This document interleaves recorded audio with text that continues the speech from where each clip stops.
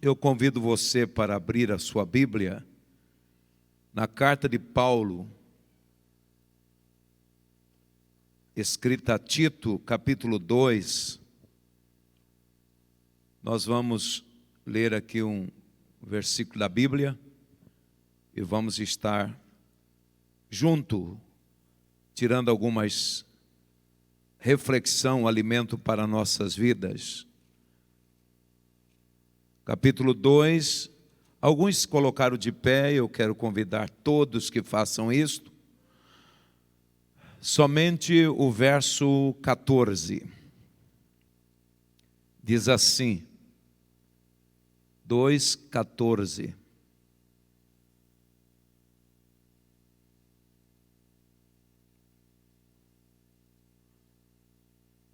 O qual a si mesmo se deu por nós, a fim de remir-nos de toda iniquidade e purificar para si mesmo um povo exclusivamente seu, zeloso de boas obras. Eu vou ler o 15, que é o último do capítulo 2. Diz essas coisas, exorta e repreende também com toda autoridade, e ninguém te despreze. Agora, João capítulo 3 e o verso 7, bastante conhecido.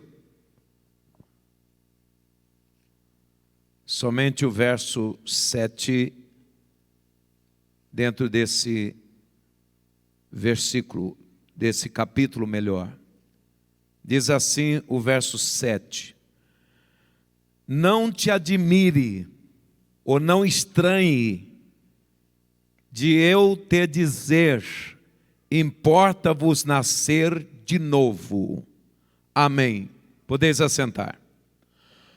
Na realidade, irmãos, eu quero voltar aqui para Tito. Na realidade não estava em mente, eu até tinha lido esse verso, mas não queria lê-lo aqui. Que talvez alguém poderia pensar que eu estava puxando brasa para minha sardinha. Quando Paulo disse assim, diz essas coisas, ensina, corrige, exorta, repreende também com toda a autoridade. Autoridade de Deus, autoridade no amor. E diz o seguinte, ninguém te despreze, também tanto o apóstolo como a pregação da palavra. Meus irmãos, como sempre eu faço, não só na terça-feira, eu me debrucei sobre a Bíblia e estava folheando-a e olhando algumas passagens e me deparei com Tito capítulo 2, verso 14. Nós sabemos que Paulo, ele está falando sobre o glorioso benefício da graça de Deus para nos salvar, ou a graça salvadora de Cristo Jesus. Na sua Bíblia está escrito isso, no tema. Na minha Bíblia está, talvez a sua um pouco diferente, mas está.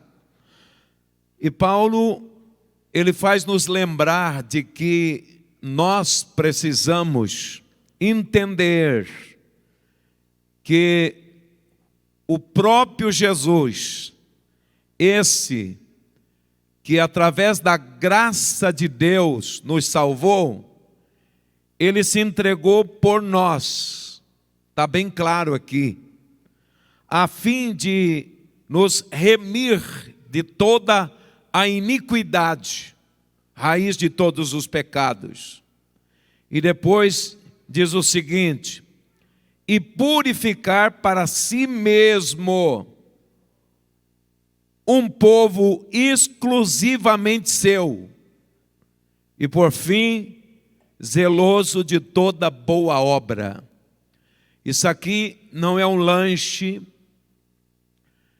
Isso aqui não é uma canjiquinha, isso aqui é verdade fundamental para nós entendermos que uma vez, de fato e com consciência, que Cristo morreu por nós, para nos remir de toda a iniquidade, nós somos exclusivamente dele, porque ele nos purificou para si mesmo e nos transformou povo zeloso e de boas obras. E em cima desse versículo, eu escrevi o seguinte: o cristão vive debaixo do sacrifício de Cristo, ou do sacrifício da cruz. E aí, Jesus, ele é um exemplo inigualável. Não tem alguém que se iguale a Jesus em relação ao sacrifício vivo. Foi aceito por Deus. O sacrifício de Cristo foi um sacrifício solitário, de dor, de sofrimento. Então nós não podemos brincar de crente. Eu posso até ter humor, mas quando se trata de algo que vai implicar na minha vida ou na minha eternidade, aqui é algo sério. Jesus não deu um espetáculo na cruz. Ele não morreu para ser um mártir. Ele morreu como único sacrifício, aceito e perfeito por Deus, para que nós pudéssemos ter razão de dizer ao diabo: sou salvo, não porque mereço, mas pela graça de nosso Senhor Jesus Cristo. Amém, irmãos? Agora, ele nos redimiu de uma geração perversa, homem e mulher. Ele redimiu, purificou, escolheu para si mesmo, para ser um povo zeloso. Vamos ler aqui em Filipenses capítulo 2. Eu vou pedir que vocês coloquem aí para mim ler aí, que é mais rápido, eu imagino. Mas quando eu achar aqui, eu vou ser mais rápido que vocês. Filipenses 2, 14. 15 melhor. Ai, ai. Esses dois companheiros meus, eu achei aqui. Diz assim: para que vos torneis irrepreensíveis e sinceros, filhos de Deus inculpáveis, no meio de uma geração pervertida e corrupta, na qual resplandeceis como luzeiro no mundo. Como luzeiro no mundo.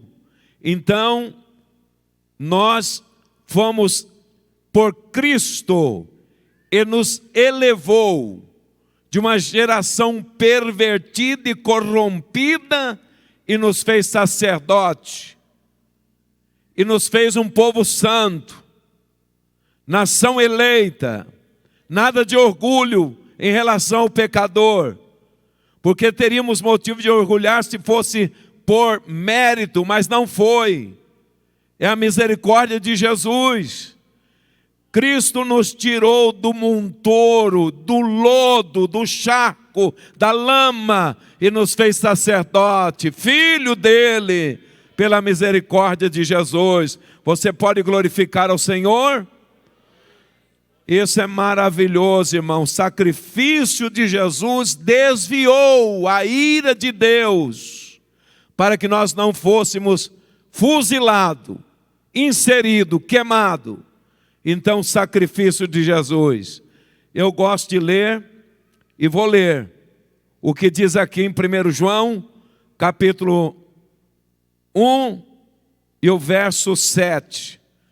Esse versículo, irmão, foi um dos primeiros que eu decorei quando era criança na escola bíblica dominical. Me lembro como se fosse hoje.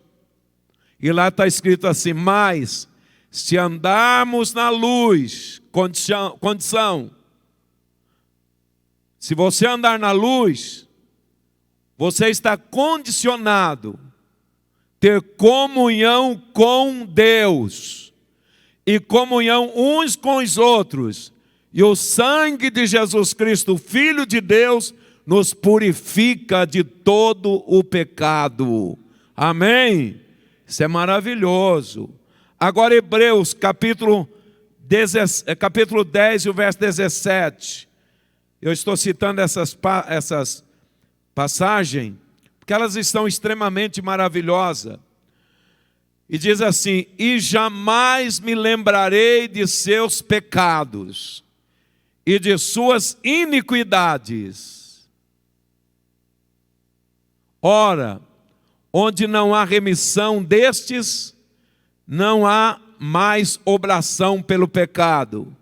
Nós sabemos que o sangue de Jesus faz com que cria um véu de proteção dos olhos de Deus para conosco. Por que Deus pune o pecado? Porque Ele é justo, Ele é santo, é oposto à natureza dEle. Mas o sangue de Jesus cobre o pecador cujos pecados foram redimidos. E aonde estão esses pecadores? Fazendo parte do corpo de Cristo, que somos nós, a igreja do Senhor. Amém, irmãos? Aí, agora nós podemos chegar a Deus com ousadia, com abertura, até expondo as nossas fraquezas. Você analisou isso aí? Até expondo as nossas fraquezas. Ninguém é super crente. Somos redimidos.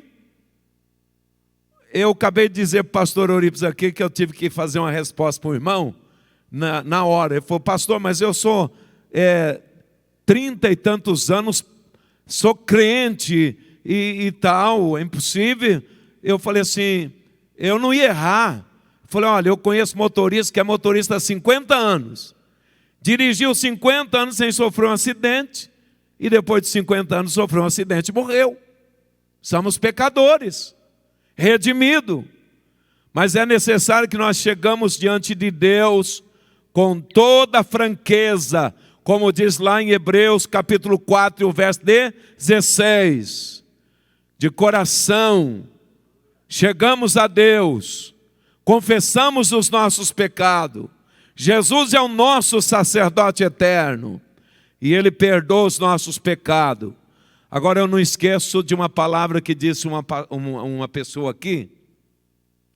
Ela diz assim: todo arrependimento prolongado, ou prorrogado melhor, toda prática do pecado que torna-se sucessiva e a pessoa, ele é advertido, dificilmente cabe arrependimento quando esse se arrepende. Entendeu? Então aí é aquilo que diz a palavra de Deus sobre Esaú. Ainda que buscou com lágrima o perdão, mas não encontrou. Não encontrou. E as coisas de Deus é o seguinte: não dê pérola aos porcos, porque porco sempre é porco. Ainda que você limpa, dá um banho nele, passa talco, amarra uma chuquinha, mas é porco. Ele fez cocô, já quer rolar na fezes dele. Entende? Aí é aquela questão, né, que a gente precisa ter muito cuidado. A morte de Cristo nos trouxe liberdade para nós conhecermos a Deus. Quando Cristo morreu, o caminho, é lógico que é limitado o nosso conhecimento, mas nós temos o Espírito Santo que nos ajuda. Olha o que diz João aqui, no capítulo 17, o verso 3. E a vida eterna é esta, que te conheça a ti, o único Deus verdadeiro, e a Jesus Cristo, a quem enviaste. Toda pessoa, irmão, que tem dúvida em relação a sua salvação e permanece pelos caminhos do autoconhecimento, da religiosidade hipócrita, ou então em busca da salvação pela sua própria força, se torna herégrico. Ele nunca aceita em conhecer a Deus e a Jesus Cristo, quem Ele enviou. Conhecendo a Deus e a Jesus Cristo que foi enviado por Deus, eu só consigo isso através do Espírito Santo. Aí eu posso ficar tranquilo. Não há condenação para quem conhece Deus. Não tem. E vejamos aqui, o sacrifício de Jesus foi completo. Por isso que eu digo assim, Cristo é o exemplo absoluto para nós. Porém, irmão, se uma vez o sacrifício de Cristo é completo e suficiente, nós somos o povo que devemos celebrar Cristo. Devemos celebrar e adorar Ele. E aí vem um perigo. E se vocês não têm tempo para ver isso, eu tenho por obrigação de ter. Quase 70% das mensagens que se prega hoje não tem o sangue de Cristo, não tem o sacrifício de Cristo, não tem a morte de Cristo, não prega Ele como único Salvador. Ainda hoje eu li uma frase de um dos homens mais perversos da Europa há 200 anos atrás. João não sei o que lá. Eu li hoje essa página. Ele era comerciante de escravo. E era um homem perverso, bandido, criminoso, boca suja. Explorava as coitadas das escravas. A vida dele era uma vida miserável. E numa das dezenas de viagens que ele fez da África para a Europa e para os Estados Unidos, ele encontrou um missionário que deu a ele um livro, que esse livro já há 200 anos atrás ele tinha sido escrito. Eu não lembro o nome do livro. E aí ele pegou esse livro, parece que era o livro, lembrei, O Viver de Cristo. Alguém já viu esse livro? Ainda bem, porque você não tem 200 anos. O Viver de Cristo. Então, ele pegou o livro, numa das viagens que ele vinha trazendo escravos, ou ia buscar escravos, ele leu o livro e se converteu. Que coisa linda, hein? Ele se converteu, Clayton, com a leitura de um livro. Se os pecadores fossem convertidos somente através das nossas pregações, hein, Clayton? Tinha tanta gente perdida aí. Mas Deus usa todo meio para salvar o pecador. E depois ele pediu perdão, se redimiu, tornou-se um incentivador da obra missionária. E por último, quando ele já não tinha mais condições, ele foi pregar na sua cidade. E ele disse uma frase, entre muitas pregações dele, ele diz uma frase impressionante. Se nós precisássemos conhecer sobre ciência, Deus tinha mandado um cientista para nós. Se nós precisássemos de entender de astrologia, Deus tinha mandado para nós um astrólogo. Porém, como nós precisávamos de ser salvo, Deus mandou para nós um Salvador. Tem mais outras coisas que ele disse assim, bonita. Quem já viu a história desse homem? Quem já viu? Ninguém viu, né? Eu não vi, mas eu li. Mas hoje está ruim o som, hein? Se Jesus precisasse de um técnico de som, se nós precisássemos de um técnico de som, Deus tinha mandado um sonoplasta de primeira qualidade, mas mandou lá 2 de segunda expressão. Não é um microfone? É você que é o técnico, master técnico aqui. Oh, Jesus, souber o tanto que eu estou cansado hoje, mas ainda dá para pregar um pouco aqui. Ainda bem que na época de Jesus não tinha o som, né? Senão até ele ficava nervoso com alguns sons. Pegava o chicote e ia bater nos sonoplastas. Então, esse homem pregou uma mensagem e foi salvo muitas pessoas. Você imaginou o que é ser alcançado por Cristo? Nós precisamos ter muito cuidado, vamos perdendo o vigor, vamos perdendo o ânimo, vai cheio de fadiga religiosa, vai interpretando que tudo é o sistema religioso, que tudo é o ministério, que tudo é isso. O ministério, fulano pecou, ciclano caiu, fulano sujou. Irmão, Cristo Jesus que morreu por nós. Olhai para Ele, que é o nosso autor e consumador da nossa fé. Eis aí o Cordeiro de Deus que tira o pecado do mundo. Amém? Então nós precisamos celebrarmos a Cristo com alegria. Celebrarmos a Cristo com alegria, isso é maravilhoso. Não há lugar para o crente quando ele vê que ele foi alcançado pela misericórdia de Deus. Não tem lugar para desânimo, não há lugar para desânimo. Não há lugar para você ficar para baixo sabendo que o Senhor te colocou para cima.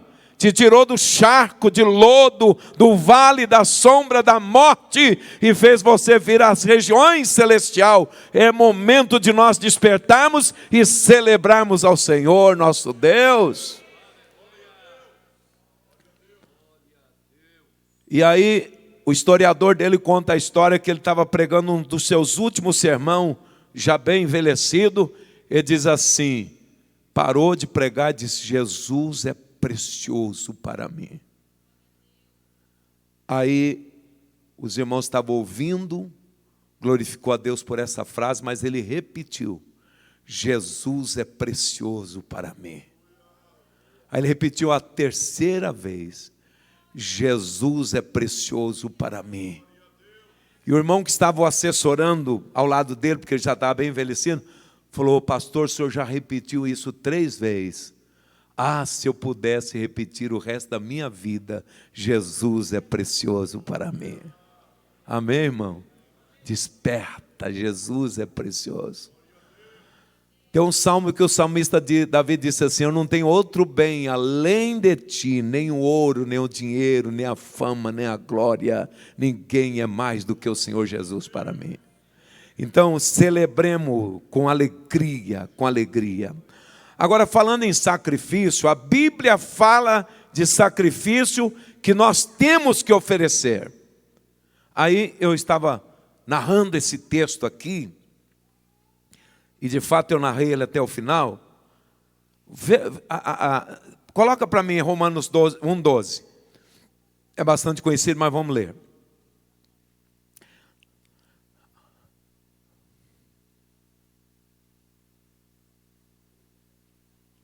A Bíblia de vocês não tem Romanos 1:12, né? Vocês é bonzinho, amoroso.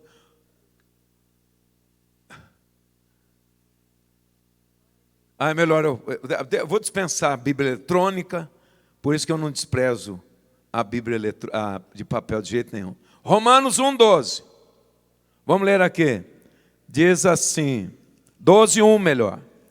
12:1. Aleluia. Rogo-vos, agora não quero mais. Fiquei zangado. Rogo-vos, pois, irmãos, pela compaixão de Deus, que apresentei os vossos corpos em sacrifício vivo, santo e agradável a Deus. Amém? E diz assim, a Deus que é o vosso culto com inteligência, com raciocínio, com sabedoria. Aí eu escrevi uma frase aqui na minha Bíblia. E a frase foi essa. Primeiro sacrifício que nós temos que oferecer a Deus é o sacrifício através do nosso corpo. Diga comigo, o primeiro sacrifício. Não. Vocês não estão sacrificando nem para falar. O primeiro sacrifício que ofereço a Deus é o sacrifício através do meu corpo. Amém? Através do meu corpo. Agora, eu escrevo aqui, sacrifício vivo. Sacrifício vivo é sacrifício sarado. Não é bombado na academia, não. Tem nada que você faça academia para lá, não tem problema, não. Desde que você não fica mostrando os seus músculos aí, como se fosse um narcisismo aí. Nada disso. Tem gente que... Eu estou esperando o pastor Eurípides, quando ele completou 60 anos, ele falou, agora nós vamos para a academia, pastor. Agora nós vamos. Agora ele falou, 65 anos, ele falou, agora nós vamos para a academia. Não foi essa semana? Não foi? Agora a próxima semana. Oh, que coisa. E ele como não precisa, irmão. Ele como não precisa, é atleta. Agora eu estou aqui, feito uma cinturinha de ovo. Aí eu preciso de academia. Mas não estou falando nada de academia, não. Corpo sarado. Eu estou falando do corpo sem a ferida do pecado. Vocês estavam aqui quando um pastor falou sobre ferida e cicatriz? A cicatriz, ela não dói, a ferida dói. Nós devemos oferecer a Deus sacrifício através do nosso corpo, sem ser ferido pelo pecado. Aí eu parei aqui. Corpo é o templo do Espírito Santo. Oferecer de forma voluntária, sem a mácula do pecado. Paulo fala isso em 1 Coríntios capítulo 3, verso 16. Chamado de culto espiritual que agrada a Deus. Agora eu faço uma pergunta para você. O culto que você está oferecendo a Deus, não responda não, porque eu já perguntei para mim, está agradando a Deus? Navegando no seu celular, parecendo uma missa de corpo presente, só está o corpo, porque o espírito e a alma está longe. Então, o seu culto está agradando a Deus, e eu escrevo aqui, o sacrifício através do corpo, é uma oferta voluntária, sem mácula do pecado, chamado de culto espiritual que agrada a Deus. Nós estamos aqui, eu vou ler, Colossenses capítulo 1 e o verso 22. Abra sua Bíblia. Colossenses, interessante que Paulo, ele deixa muito bem claro. Isso aqui, irmão, não é lanchinho de escola, recreio, não. É comida que nós precisamos comer sempre. E diz aqui 1:22. Na minha Bíblia, agora, porém, vos reconciliou no corpo da sua carne, mediante a sua morte, para apresentar-vos perante ele santo, inculpável e irrepreensível. É corpo lavado pela palavra. É uma lavada não só exterior, mas interior. Aí eu parei aqui e eu fui buscar um outro caminho para esta mensagem. Mas eu tenho ela toda aqui. O sacrifício é através do corpo. O sacrifício é oferecido através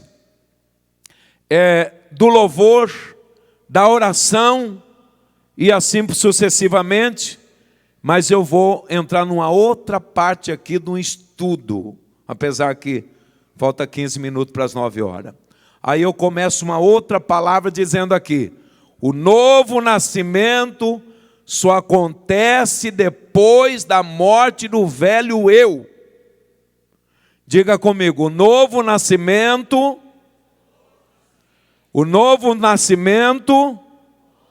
só acontece depois da morte do quê? Do velho eu. E eu escrevo aqui, quando Bartimeu começou a clamar, foi uma coisa, mas quando ele lançou de si a capa, pode ter sido uma reação de alegria, mas foi mais do que isto, foi um gesto de se livrar e abandonar o seu modo antigo de viver,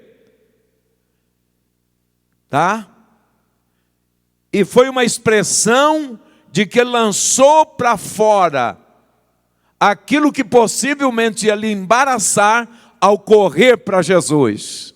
Por isso que os Hebreus diz, não embaraceis o quê? Com peso, o pecado, as coisas desse mundo. Então, quando Bartimeu, Bartimeu, Jesus está te chamando, ele lançou a capa para fora. Foi uma expressão de alegria. A gente já viu cada decisão tão maravilhosa. E tem umas decisão que é tão complicada que só Deus para ajudar a gente. Esses dias uma irmã disse para mim assim, pastor Álvaro, o senhor não sabe, mas eu vou lhe dizer uma coisa. O senhor lembra quando o meu pai ficou doente? Sim, lembro. Pois é, o senhor falou para mim assim, amanhã eu vou lá orar no hospital. E geralmente eu não estou mais usando essa expressão, amanhã eu vou, porque infelizmente o tempo está me aniquilando, e por causa de viagem, aquela coisa toda. Mas eu falei, e eu me perturbo quando eu prometo uma coisa, eu me perturbo. Eu tive agora na posse do pastor Marcos Lopes, no Laranjeira, eu passei uma semana com um negócio amarrado na aliança para não esquecer um DVD que eu prometi para um irmão aqui na livraria do Feliciano Amaral que eu levaria para ele. Que eu sou meio besta, por que eu prometi? Não precisava prometer. Mas eu prometi. E era um irmão de idade, Jair Francisco, o nome dele. Está guardado até hoje, de tanto que esse Jair não tirou minha paz. Eu tenho que levar. E aonde estava esse CD? Aonde estava? Eu lembro que eu ganhei, um irmão foi lá para tal lugar e trouxe um CD, depois eu ganhei um que veio lá de Pernambuco. Esse eu não dou, porque ele tem uma dedicação especial. Isso não dou se não sentir. Se eu sentir, eu dou, porque quando me dá uma coisa, eu sou o dono dela, eu faço o que eu quero, né? Aí eu fui caçar esse CD. E fui ter uma caixa de CD, irmão.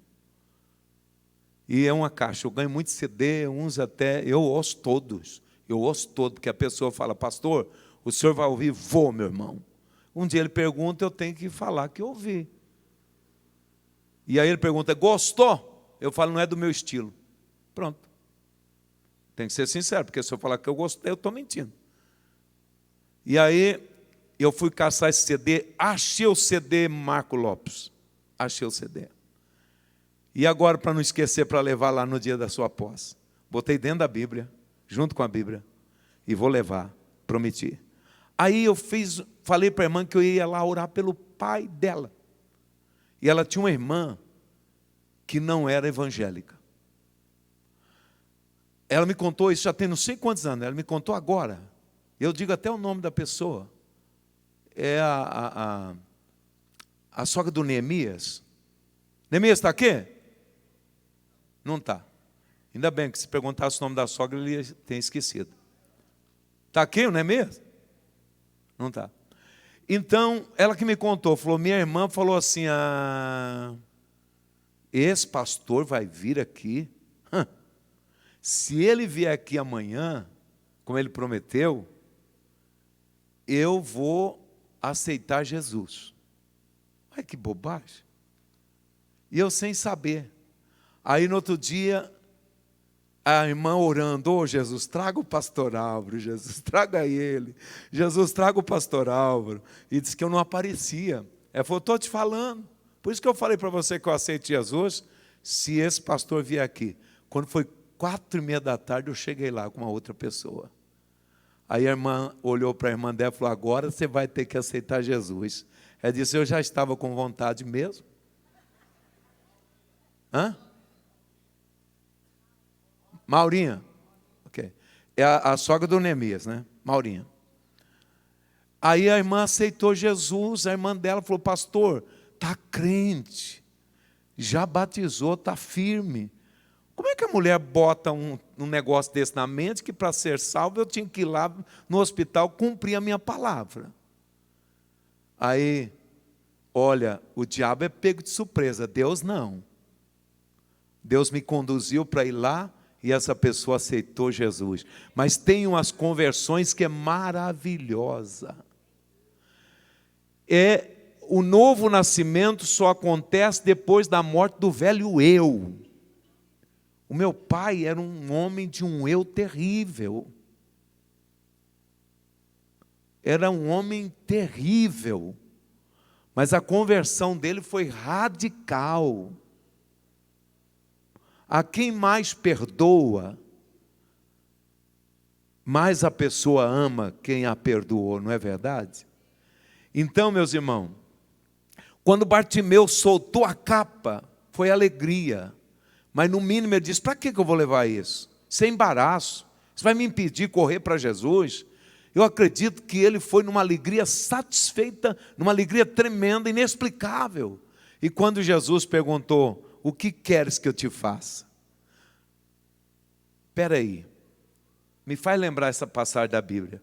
Foi ele que diz: não. Foi Bartimeu que falou: Rabim, eu quero ver. Vê para mim em Marcos capítulo 10, verso 5 ou 50. Marcos capítulo 10, verso 50. Será que eu li a Bíblia hoje que chamou ele de mestre? Hã? 51. O que ele falou? Mestre, que eu torne a ver. Ele sabia muito bem que estava diante de um rabim, de um mestre. Você acha que essa salvação, esse encontro não foi um impacto tremendo? A sua não foi menor. O preço que Jesus pagou para salvar o mais vil e miserável pecador, pagou por você que é moderninho, cheio de etiqueta, cheio de razão, achando que você foi salvo porque você merece. Então, aí vem a questão. Em Hebreus capítulo 12, verso 1 diz assim: deixemos todo embaraço e o pecado que tão de perto nos rodeia, e corramos com perseverança a carreira que nos está proposta. Aquele que vem a Jesus deve lançar a capa da autossuficiência. Mas acontece que a gente vem com alguma capa ainda, irmão. Viu? Deve lançar fora a sua capa de hipocrisia religiosa. Deve lançar fora a sua capa da mentira. Quantos que diz que aceitou Jesus, mas continua mentindo? E se não morreu o velho eu, não é um novo nascimento. Tem que lançar fora a sua capa da religiosidade, eu sou religioso. Uns é até obsessivo. Eu me lembro bem do tempo dos irmãos que usavam chapéu, e as irmãs usavam, além de vestido no tornozelo, tinha que ter meia também. E outros já dizem: não, eu não estou apego a doutrina nenhuma, não. Eu sou do caminho da graça. E aí, é tão fácil a gente entender o que Jesus quer de nós, o que Deus quer de nós. É só chamar ele de Rabim, mestre, e ele está disposto a nos ensinar. A velha e a nova vida. Quando eu falo que o novo nascimento só acontece depois da morte do velho eu trago em memória João capítulo 3 e o verso 7, que vocês viram que eu li, não foi? João 3, 7. Eu acho bonita essa expressão que Jesus usou aqui. Ele diz assim, no verso 7, não te admires de eu dizer, importa-vos nascer de novo. Tem uma versão que diz assim, é necessário. Qual de vocês aí que está escrito assim, é necessário? É necessário. MVI. É necessário nascer de novo. Está vendo? Se for para viver pobre, que você viva, mas nasça de novo. Se for para viver uma vida de sacrifício e de renúncia, que viva, porque é melhor nascer de novo. E a velha e a nova vida, Jesus disse, é necessário você nascer de novo. A hora do parto, a parteira é a palavra. Que ela vem, a palavra é que faz gerar a pessoa, e a pessoa passar pelo processo do nascer. E se é que eu posso dizer, o pediatra é Jesus.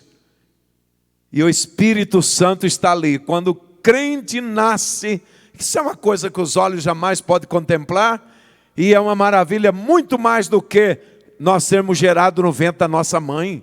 Sim, é importante. O salmista diz no Salmo 139, terrivelmente maravilhoso, eu fui formado no ventre da minha mãe. Agora imagina, irmão, a transformação de um camarada marginal, criminoso, e se converte mesmo. Isso é algo extremamente maravilhoso. E aí eu quero já encerrando, porque falta 3 minutos, é isso, 3 minutos, e eu quero encerrar dizendo o seguinte, quando nós nos convertemos, o Espírito Santo, através da palavra, ele não faz uma faxina, uma limpeza, ele faz uma transformação. Não é uma maquiagem por fora, é por dentro. Por isso que ele diz nascer da palavra e do Espírito. E nós observamos que o próprio Deus, através do profeta Ezequiel, diz assim, eu vos darei um coração novo e um espírito novo. Amém? Esse é maravilhoso. Seu coração pode estar até bloqueado, pode estar até brocado, pode estar até doente, mas se você é nascido de novo, você tem um coração novo de Deus na sua vida. Isso é maravilhoso, não é, irmão? Você pode glorificar a Deus e saber o que Deus... E aí vem o apóstolo Paulo. Se Ezequiel diz coração novo, espírito novo, eu até vou pedir para o irmão lá colocar para mim, eu quero já encerrando, lendo Ezequiel capítulo 36, verso 26, enquanto eu vou falando aqui. E aí Paulo, lá em Colossenses capítulo 1, e depois Colossenses capítulo 3, diz assim, e nós fomos ressuscitados em Cristo. É essa expressão de Ezequiel.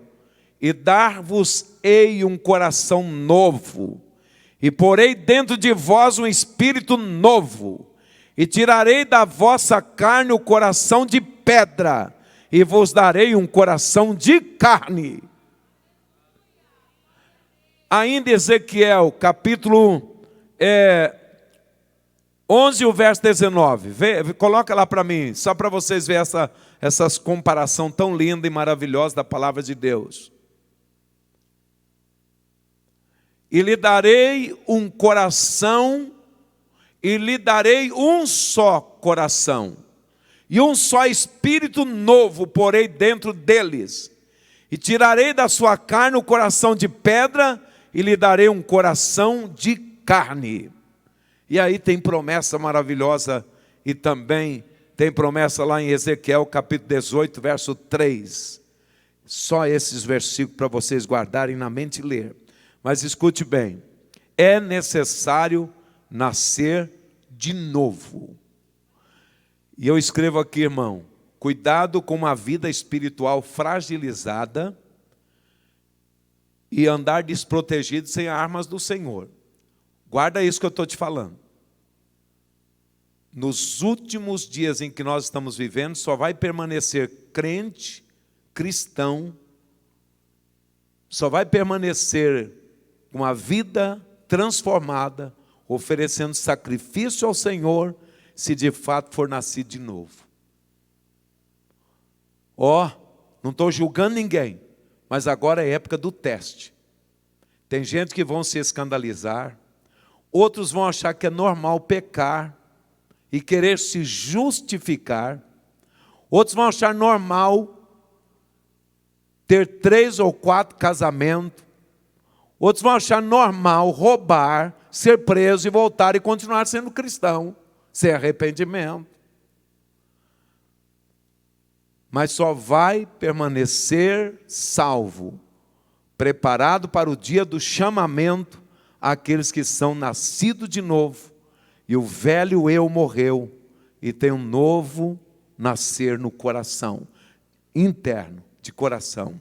E aí, cuidado com o sistema do mundo. Em Tiago capítulo 4, esse versículo bateu no meu coração fortemente. Abra sua Bíblia lá em Tiago. Capítulo 4, e o verso 4 diz assim: infiéis, está vendo? Falando com a igreja. Ou infiéis, não compreendeis que a amizade do mundo é inimiga de Deus? Aquele, pois, que quiser ser amigo do mundo, constituiu-se inimigo de Deus. É muito forte isso. E quem abraça o mundo, ele abraça 3 laços perigoso e fatal. Quando um crente resolve ficar com amizade, isso é um perigo, irmão. Sociável, alta elite, isso é uma podridão. E isso não impede você ter amizade e respeito com certas autoridades. Mas não fica querendo defender o ímpio. Aqui está dizendo, infiéis são aqueles que abraçam o mundo. E eu escrevo aqui, quando você abraça o mundo, você abraça 4 laços perigosos. Primeiro, a fortuna. Toda pessoa que se relaciona fora do contexto saudável com o mundo, você se cai nas ofertas dele. Tem muitos crentes que deixaram a igreja para ser maçom, pensando em fortuna. Mas tem pastoral, até assembleiano, presbiteriano, batista. Não me interessa. Aqui estou falando daqueles que querem ter amizade com Deus. E eu digo o seguinte, o dinheiro não é ele, mas o amor a ele. Só que ele é como um sangue que corre dentro do corpo, ele corre para fomentar toda a malignidade do mundo. Ele fomenta toda a malignidade do mundo. Mas o dinheiro, sim, se é mal, é porque alguém está amando a ponto de destruir vidas. Então, quando eu abraço o mundo, primeiramente eu estou abraçando uma coisa que é boa demais, chamada dinheiro, fortuna. E observamos, quando se apega a ele, de forma desordenadamente, passa a ser uma cobiça. E aí você perde a fé, porque você abraçou a fortuna, abraçou o dinheiro de forma desordenada, e aí tornou-se uma pessoa possuída pela cobiça. Um outro laço, o segundo laço, é o laço da fama. Escuta o que eu vou lhe dizer. Fama. Ah, pastor, isso é palavra não é para mim, que eu não tenho fama nenhuma. Mas é bom você ficar sabendo. A fama é o desejo de ser popular, popstar. Viu, Clayton? Você sabe disso? Que levou muitas pessoas à perdição, especialmente cantores evangélicos, que depois que tornou-se popular, já estão se apresentando em programas, misturando-se com gente do candomblé, do terreiro de Umbanda. É a fama. Isso é algo que puxa você, que absolve. E aí você é tão envolvido com ela, que você esquece que ela está te levando para a perdição. E eu tenho visto cantores evangélicos, que não precisam ir para a televisão mundana, não. Que eles são tão famosos. Essa semana mesmo passada, sentado numa mesa, em Belo Horizonte, foi falado sobre alguns cantores para vir cantar no Impactar. Alguns deram o preço de R$40 mil.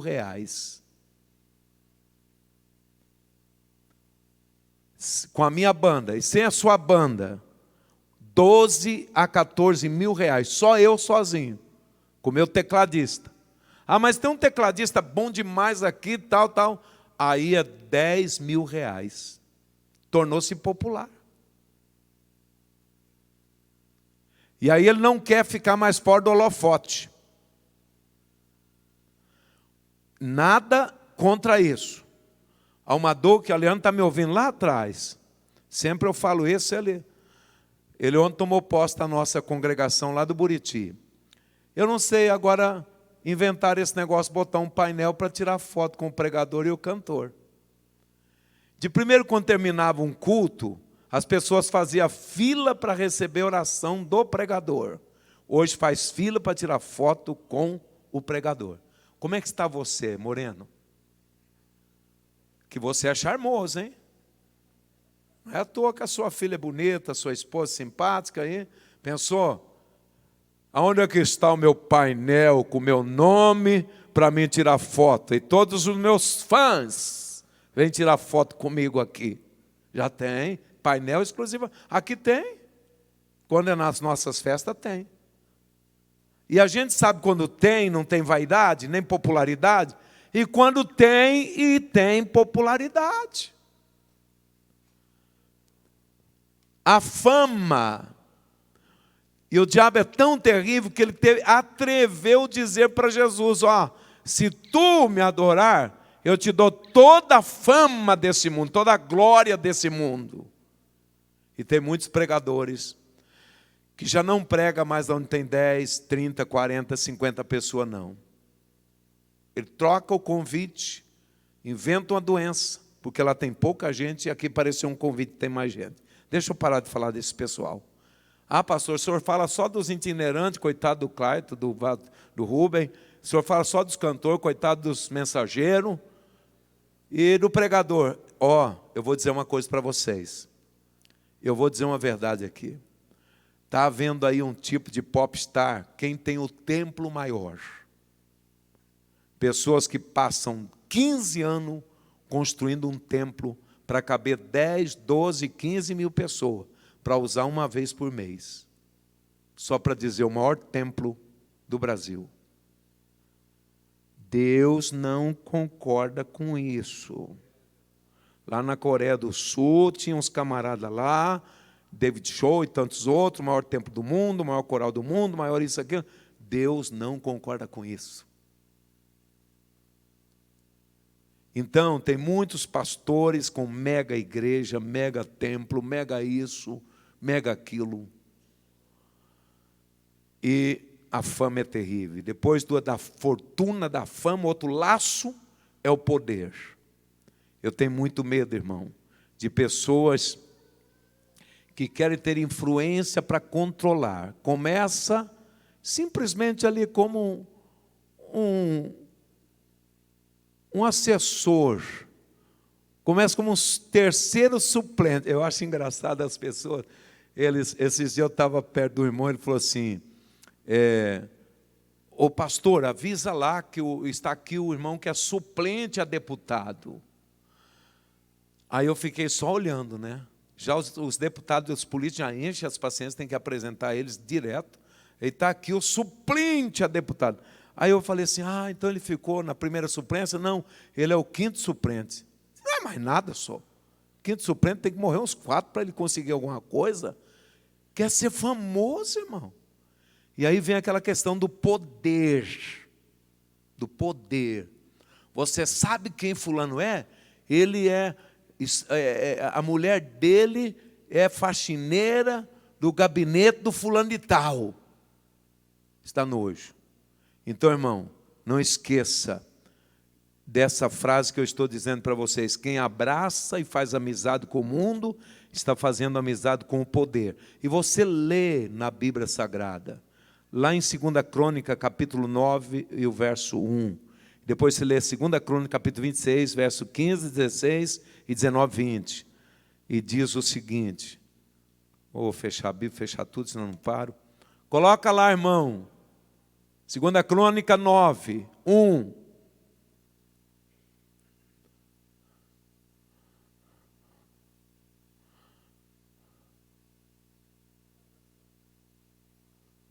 E ouviu a rainha de Sabá a fama de Salomão. Veio a Jerusalém para provar Salomão com questões difíceis, com um grande séquito, e com camelos carregados de especiarias, ouro em abundância, pedras preciosas. E foi Salomão e falou com ela de tudo que tinha no seu coração. E ela desmaiou. Aí depois você vê lá Salomão dizendo assim, que as mulheres corromperam o coração dele. A fama, o poder, a fama te leva ao poder, e o poder te leva à corrupção. Se for para me corromper, eu prefiro viver sem dinheiro e sem poder. Mas tem mais 2 versículos gostosos aí que eu citei, mas eu tenho que olhar minhas anotações que eu esqueci. Coloca lá, irmão, 2 Crônicas, capítulo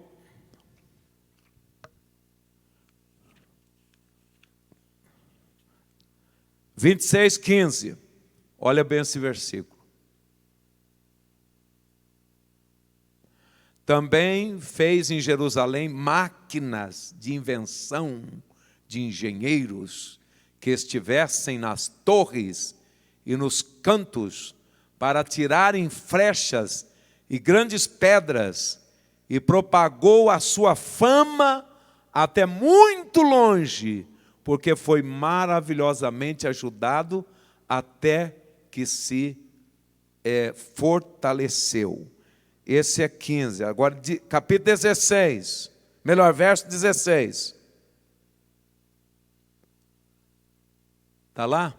Mas havendo-se fortificado, exaltou o seu coração até se corromper, e transgrediu contra o Senhor seu Deus, porque entrou no templo do Senhor para queimar incenso no altar do incenso. Agora 19. Então Uzias se indignou e tinha o incensar na sua mão para queimar incenso. Indignando-se ele, pois contra o sacerdote, a lepra lhe feriu, saiu à testa perante o sacerdote, na casa do Senhor, junto ao altar de incenso. E agora o 20. Então o sumo sacerdote Azarias olhou para ele, como também todos os seus sacerdotes, e eis que já estava leproso na sua testa, e apressadamente os lançaram fora.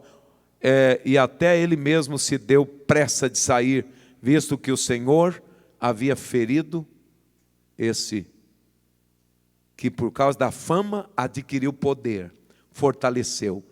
Tem uma passagem que diz assim: a sua fama voou alto. Então, meus irmãos, precisamos ter muito cuidado. Eu conheci uma pessoa, por isso que isso serve para mim aprender, que eles se tornaram tão rico, compraram celeiro, comprou tantas coisas, e aí começou a querer oferecer sacrifício no lugar do pastor. Pastor, nós vamos trazer os pregadores, nós vamos trazer os cantores. Esse mês você não preocupa com quem vai pregar, não. Deixa conosco. E a gente paga tudo. Daí a pouquinho, estavam todos feridos de lepra, do pecado. E teve um que o demônio pegou ele e fez ele latir muitos dias de 4. Por causa da fama que eles tinham, que trazia famosos para pregar. Isso é perigoso.